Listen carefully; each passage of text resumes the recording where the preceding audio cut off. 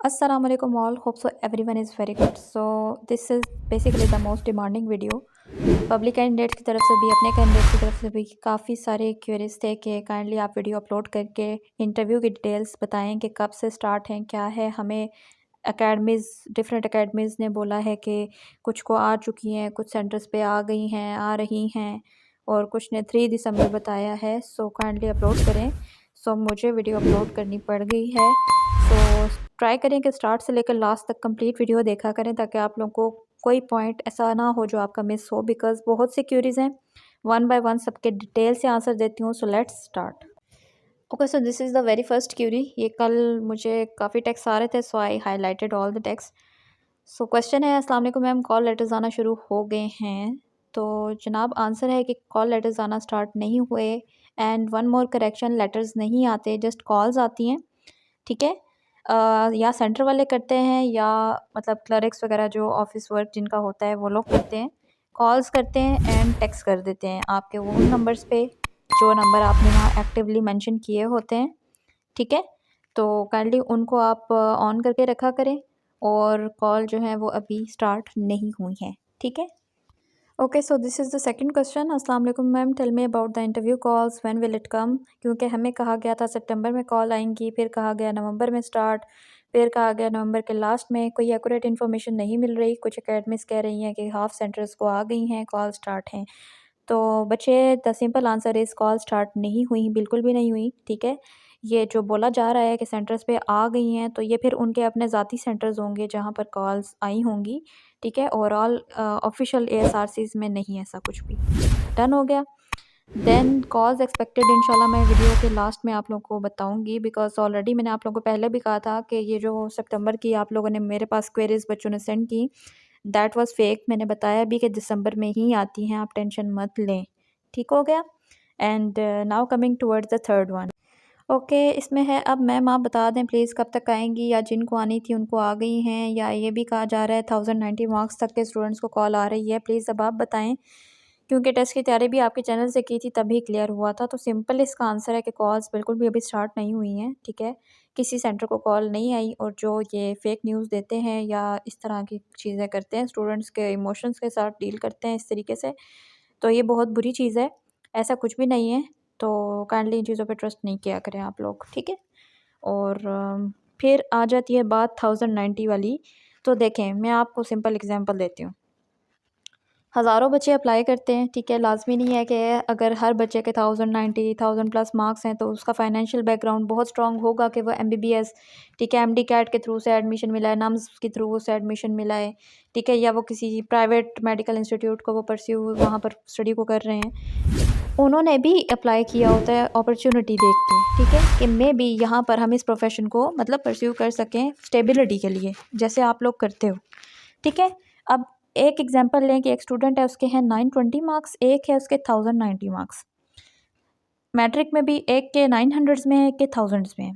Then आ जाते हैं test पे। आप लोगों का टेस्ट किस लिए हुआ होता है? आपको टेस्ट के स्कोर बहुत काउंट होते हैं। ठीक है। टेस्ट होता है इसलिए जजमेंट के लिए।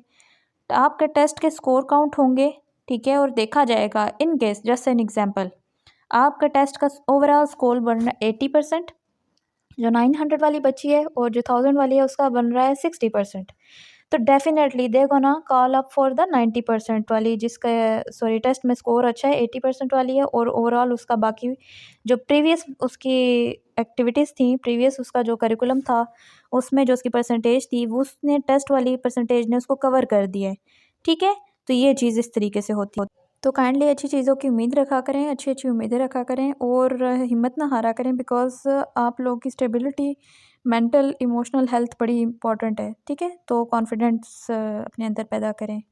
अब आ जाते हैं थर्ड पे। मैम ये बता दें कि नकाब कर सकते हैं, ड्रेसिंग से रिलेटेड भी बता दें, क्योंकि हमें कहा गया था कि लाइट कलर पहने, for example white, of white, इस टाइप की। और सर ने कहा है कि जैसे मरियम नवाज़ दुपट्टा करती है वैसे करना है, लेकिन मैम मैं तो नकाब करती हूँ। आप प्लीज़ इससे रिलेटेड भी बता दें। और मैम अबाया पहन के नहीं जा सकते। अच्छा, the very first thing is this कि आप लोग किसको कॉपी करना चाह रहे हैं। एंड सेकेंडली, आप लोग एफएससी की बेस पे अप्लाई कर रहे हैं। आप लोग ये भी तो देखें ना, आप बहुत बड़ी मतलब ऑर्गेनाइजेशन में नहीं जा रहे। ठीक है। आप बहुत बड़ी पोस्ट के लिए नहीं जा रहे हैं। आप उनको पता है कि आप लोग कैंडिडेट्स हैं, आप लोग अभी ऑफिशियल लाइफ में आए नहीं हैं, वर्किंग लाइफ में आए नहीं हैं, आप लोग को नहीं पता कि how to make thing so professional. आप लोगों ने कोई इस तरह प्रोफेशनल कोई आप लोगों का ड्रेस कोड नहीं है।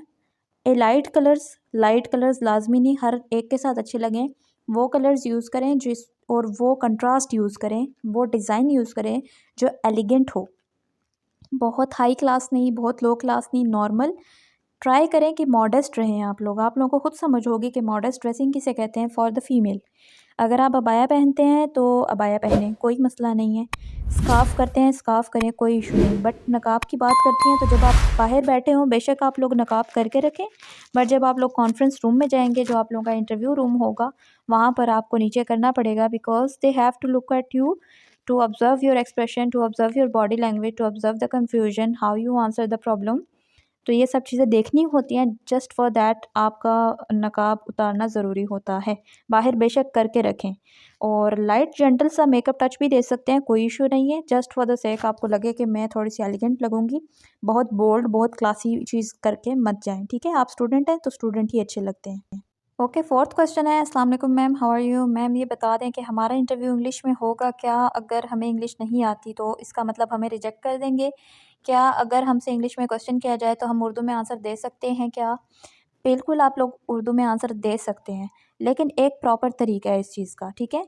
हमेशा याद रखें जो आपका इंट्रोडक्शन है that should be in English, because English is a professional business language, ठीक है? आप फॉर्म्स वगैरह भी देख लेना, आपके सारे फॉर्म्स, आपका टेस्टिकुलेशंस, हर चीज़ इंग्लिश में होती है, उर्दू में नहीं होती। उर्दू में पर्सनैलिटी टेस्ट होता है, ठीक है? वो सिंपली आपसे रिलेटेड अगर क्वेश्चन पूछते हैं, आप उर्दू में आंसर दे सकती हैं, ठीक है ना? कोई ऐसा मसला नहीं होता, लैंग्वेज स्विच कर सकते हैं।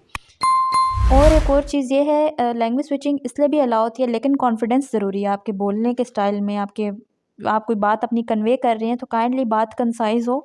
Try to learn according to the 7 Cs, जो 7 सीज़ ऑफ कम्युनिकेशन है उनके अकॉर्डिंग अपनी चीज़ों को, बातों को जो है वो चेकआउट किया करें। और टोन नॉर्मल रखें, सटल रखें, बहुत ज़्यादा लो नहीं, बहुत ज़्यादा हाई नहीं, मॉडरेट, के बंदे को आपकी बात समझ आए। बहुत स्पीडली मत बोलें, बिकॉज़ डिफरेंट इन्वायरमेंट के डिफरेंट जगहों के बच्चे होते हैं, कोई कोई लैंग्वेज बोलता है, कोई कोई लैंग्वेज बोलता है, कोई पंजाबी बोलते हैं, उनके लिए इंग्लिश बोलना ज़रा मुश्किल हो जाता है। तो अगर आपको लगता है कि इन केस आप इंग्लिश में अपना मैसेज कन्वे कर सकती हैं, आंसर दे सकती हैं, तो go for the English. In case you think that you can't, then आप उर्दू में स्विच कर लें विदाउट आस्किंग फॉर परमिशन, ठीक है? सिंपली आप कर सकते हैं, लेकिन your introduction should be in English, तो उस पे काम कर लें थोड़ा-सा। Okay, so now this question, Assalamu alaikum Afif. If we don't prepare biology, it don't have any effect on our interview, because in the initial test they already checked our knowledge. If we don't get any answer to any question, then there will be no issue. Please, ma'am, tell me about this. The very first thing, you must have to prepare for biology and kindly in-depth study कर लें। Bones distribution, skeleton systems, each and everything आप लोग बड़े अच्छे से study कर लें। Important है, पूछे जाते हैं, आप लोगों की फ़ील्ड रिलेटेड है, और वहाँ आप लोगों की फ़ील्ड रिलेटेड GDMO भी होगी जो आपसे क्वेश्चन पूछेगी, that will be on the panel. तो काइंडली अपने आप को मेंटली प्रिपेयर कर लें बायोलॉजी के लिए, और बड़े अच्छे से कर लें, ठीक है? और फिर आ जाता है इसमें कि इनिशियल में हमारा ऑलरेडी चेक हो गया नॉलेज। देखें, वो नॉलेज तो आप लोगों ने खुद भी देखा होगा, वो नॉलेज एक्सपीरियंस बेस्ड नॉलेज था। रियल टाइम नॉलेज वो होता है जो ऑन द स्पॉट आपसे क्वेश्चन पूछा जाए और उस टाइम आपको आंसर आता है कि नहीं आता, ठीक है? लाज़मी नहीं होता कि आपको हर चीज़ का आंसर आता होगा, लेकिन अगर आपको नहीं आता और आप जस्ट इस तरह फॉर एग्ज़ाम्पल आप लोग करते हैं वो ऐसे करते हैं, तो ये चीज़ गलत होती है। आप सिंपली कॉन्फिडेंस के साथ उस चीज़ को रिफ्यूज़ करें कि sorry sir, I don't know the answer, sorry ma'am, I don't know the answer, या सिंपली रिफ्यूज़ किया करें विदाउट हेजिटेटिंग। ये चीज़ काउंट होती है, ठीक है? अगर आप कंफ्यूज हो जाएं, पैनिक हो जाएं, तो आप लोगों का अपना ही प्रॉब्लम है, किसी और का कुछ नहीं जाएगा, ठीक है? तो बायोलॉजी प्रिपेयर मस्ट कर लें आप लोग। ओके, फिर है, सलाम मैम, हमसे इंटरव्यू में पाक स्टडी पाकिस्तान से रिलेटेड और जनरल नॉलेज के भी सवाल पूछे जाएंगे क्या, और फिज़िक्स केमिस्ट्री इस तरह के क्वेश्चन, फिर हम कैसे तैयारी करें इन सवालों की? और मैम फाइनल मेडिकल कब होता है, बाद में या इंटरव्यू के फ़ौरन बाद? अच्छा, देखिए, मैंने आपको पहले भी एक चीज़ बताई है कि जनरल नॉलेज और जनरल इंटेलिजेंस दोनों में ज़मीन आसमान का फ़र्क है। कुछ चीज़ें ऐसी होती हैं जो आप बचपन से सुनते आते हैं और आप लोगों के माइंड में होती हैं रिलेटेड टू पाकिस्तान और समथिंग। लाइक अगर आपसे बोला जाए सबसे बड़ा दरिया कौन-सा है, जनरल इंटेलिजेंस आपकी कहती है कि जनाब दरियाए सिंध। सबसे बड़ा डैम कौन-सा है, तरबेला। ये ऐसी चीज़ें जो आपको पता हैं। कितने कॉन्टिनेंट हैं, 7 कॉन्टिनेंट्स हैं, ठीक है? ये मैंने भी 7th क्लास में ही याद किए थे, तो मुझे अभी तक याद है। तो आप लोगों ने भी कुछ ऐसी चीज़ें होती हैं जो आपको पता होती हैं ना, तो वो जनरल इंटेलिजेंस होती है। तो आप लोग खुद से थोड़ा-सा रिसर्च कर सकते हो। लाइक नेशनल एनिमल कौन-सा है, ठीक है? नेशनल बर्ड और पाकिस्तान के ईस्ट में क्या है, वेस्ट में क्या है, साउथ में क्या है, नॉर्थ में क्या है। इस तरीके से मतलब ये छोटी-मोटी चीज़ें जो हैं, ये जनरली इंटेलिजेंस में आती हैं, तो ये आपको वैसे भी पता होने चाहिए और अगर नहीं आते simply refuse that thing. Okay, then है फाइनल मेडिकल जो होता है ना, जब आप लोग इंटरव्यू क्लियर कर लेते हैं, आपको बता दिया जाता है, तो फिर आप फाइनल मेडिकल तब आप मतलब उसके लिए स्टार्टअप लेते हो। तो फाइनल मेडिकल की इंशाल्लाह मैं एक सेपरेट डिटेल्ड वीडियो बनाऊँगी कि क्या करना है, कैसे करना है, ताकि आप लोगों को इश्यू ना हो, कितना खर्चा एक्सपेक्टेड आ सकता है, कैसे-कैसे आप लोग जल्दी-जल्दी फाइनल मेडिकल कंप्लीट करते हैं, क्योंकि कुछ बच्चों का महीना लग जाता है, कुछ का 16 दिन, कुछ का वीक। तो ये सारी चीज़ें जो है ना, इंस्ट्रक्शंस हैं जो आप लोगों को मैं इंशाल्लाह फिर बताऊँगी, ठीक है? अपलोड करूँगी मैं वेरी सून। फिर है अस्सलाम वालेकुम आपी जी, इंटरव्यू की कॉल के बाद हमारे पास प्रिपरेशन का कितना टाइम होगा? आपके पास 2 से 3 दिन होंगे इंटरव्यू की कॉल के बाद, ठीक है? आपके पास इससे ज़्यादा टाइम नहीं होता है, 2 से 3 दिन बस इनफ होते हैं, इतना ही होता है। तो आपको आ जाएगा कॉल के आप आ जाएँ, तो आपके पास 2-3 दिन होंगे, जस्ट प्रिपेयर कर लें अपने आप को जैसे आप प्रिपेयर करना चाहती हैं। तो दैट्स इट, इतना ही टाइम होता है, ठीक है? मैक्सिमम इतना टाइम होता है। Okay, then comes to the interesting question. अस्सलाम वालेकुम मैम, सबसे पहले किस सेंटर की कॉल स्टार्ट होंगी? ओके, ये डिफरेंट अकेडमीज़ के स्टूडेंट के क्वेश्चन हैं सारे के सारे जो मेरे पास आए हैं। तो देखें, मैं यहाँ पर आप लोगों को बता तो देती हूँ, हमेशा कॉल्स क्वेटा से स्टार्ट होती हैं, क्वेटा खुसदार में, बिकॉज़ क्वेटा से बहुत कम कैंडिडेट्स होती हैं और वो एक ही दिन में कवर अप हो जाती हैं मोस्टली, ठीक है? तो क्वेटा, देन उसके बाद इंशाल्लाह Karachi, then comes toward the Punjab. तो काइंडली पंजाब वाले, सिंध वाले बच्चे, क्वेटा वाले बच्चे अपने आप को प्रिपेयर रखें। आप लोगों के पास थोड़ा ही टाइम रह गया, तो अपनी तैयारी बहुत अच्छे से करके रखें, ठीक है ना? फिर है मैम, एक्सपेक्टेड डेट सुनने में आई है कि 3 दिसंबर। अच्छा, ये आज मुझे बहुत ज़्यादा इस डेट के टेक्स्ट रिसीव हुए हैं कि मैम हमें बताया गया 3 दिसंबर, 3 दिसंबर, 3 दिसंबर। तो देखें, 3 दिसंबर संडे है, ऑफिशियली ऑफ होता है। आप लोगों को पता होगा एसआरसीज़ बंद होते हैं, सैटरडे संडे ऑफ होता है, पीएएफ का, आर्मी का, नेवी का। तो काइंडली नहीं आ सकती कॉल्स। और ऐसा है कि फर्स्ट वीक में तो नहीं आएंगी, ठीक है? फर्स्ट वीक ऑफ दिसंबर में नहीं आएंगी, अगर आनी भी हैं तो सेकंड वीक ऑफ दिसंबर में ही आएंगी, आफ्टर 10 या मे बी 12-13 से स्टार्ट हो जाएं, ठीक है? लेकिन मोस्टली आफ्टर 10 आई गेस तो आप लोग मेंटली प्रिपेयर हैं।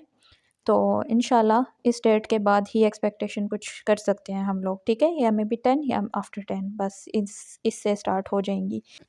तो ये मैंने डिटेल आप लोगों को समझा दी है इस बात की, ठीक है? तो काइंडली ये जो आप लोग को न्यूज़ आ रही हैं तो ये ठीक नहीं है, वेट कर जाएं आप लोग, ठीक है? एक दूसरे को इतना टेंशन मत दिया करें।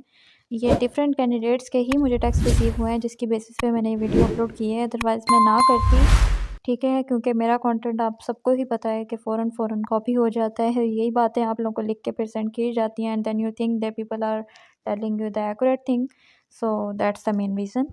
अब एक मोस्ट इम्पॉर्टेंट चीज़ जो मैं आप लोगों को बताना चाहती हूँ, जो शायद आप लोगों को नहीं भी पता हो, कि जब आप लोग इंटरव्यू देने एएसआरसी पहुँच जाते हैं, अपने स्टेशन पे पहुँच जाते हैं, आप लोगों को एक फॉर्म दिया जाता है फिल करने के लिए, ठीक है? That form contains your family details, आपको वहाँ फिल आउट करनी होती हैं, फादर की एज, मदर की एज, वो सब चीज़ें, और इनकम, डिस्ट्रिक्ट, तहसील, व्हाटएवर, फैमिली डिटेल्स और कंप्लीट डिटेल्स आप लोगों की होती हैं।